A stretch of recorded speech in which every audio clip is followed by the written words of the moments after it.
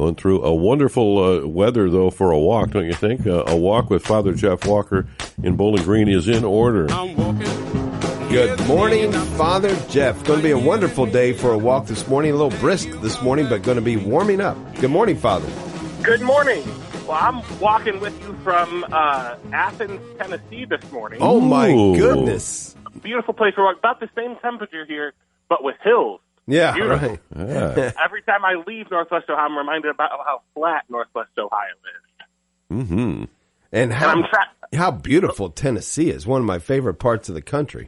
I know. I get nervous every time I come here because I know so many people that have visited Tennessee and then never left. Yeah, They just moved there. including my son and my daughter-in-law. There you go. I've got so much evidence for that. So if I'm not there for Mass this weekend at Bowling Green, just call the Diocese of, I don't know, Nashville, Knoxville. It doesn't really matter. It's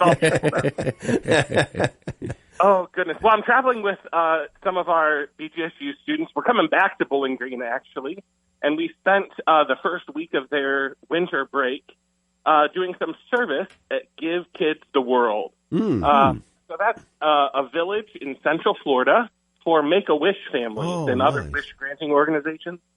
So most of the wishes, over half of the wishes that Make-A-Wish kids wish is for something in Central Florida, something to do with NASA, something to do with Universal Studios, something to do with Disney. Mm-hmm. And so this village down there is full of volunteers. They've got 189 villas, and this is where the families stay. Wow. And they're taken care of for the week. Everything's provided for them for the week. Wow. So we went down and volunteered, and we just took care of these families. We served them food. We played games with the kids. We just took care of them. How awesome. And what a wonderful week. Didn't hurt to be in the sun, but what a wonderful way to practice the corporal works of mercy. One of my big things is that when people think of the corporal works of mercy, they think, oh, if I'm going to feed the hungry, I've got to start a soup kitchen. Or if I'm going to care for the sick, I have to become a doctor. But, we did all those things this week. Sometimes caring for the sick looks like becoming a doctor or a nurse. Sometimes it looks like helping them with their daily tasks. Sometimes it looks like playing games with their kids.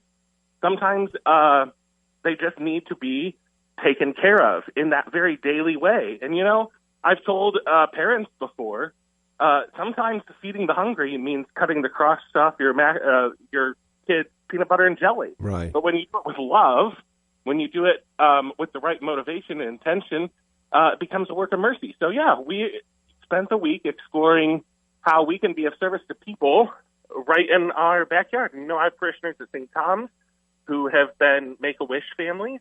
I have parishioners in Sandusky who were Make-A-Wish families. And, these families that need taken care of are all around us. And so, I hope the kids got a little bit of a sense of that. Yeah, I'll bet the students were really. I assume they're really enjoying the experience. Well, a lot of them said it sort of changed their vision. They sort of came for a nice week in Florida in December, which I don't blame them. Yeah.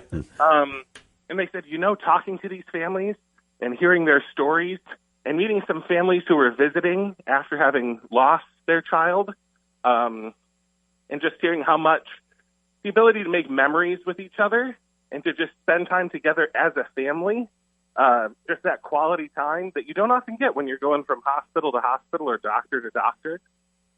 Just being able to be parents and kids for a while. I think the students were really moved by that. Yeah, I mean, again, and everybody understands Make-A-Wish is for children who are in very serious have very serious medical conditions. So how was that reception with the students, Father? Just the idea that they're dealing with these young children who have pretty difficult situations in front of them. Well, a lot of people think that this would be a very sad place, but it's actually a very happy place. So it's a where they can just sort of be a normal family for a week. So everything there is handicap accessible, is wheelchair accessible, absolutely everything. They can go on the little carousel there. They can wheel their wheelchair right in. They've got special wheelchairs to go in the pool. This is a week where they get to be happy together as a family and make memories. And the parents often say, this is a week where I can say yes to my kid. Yes, we can do that. They can make that happen, whatever you want to do. And so it's really a place of happiness.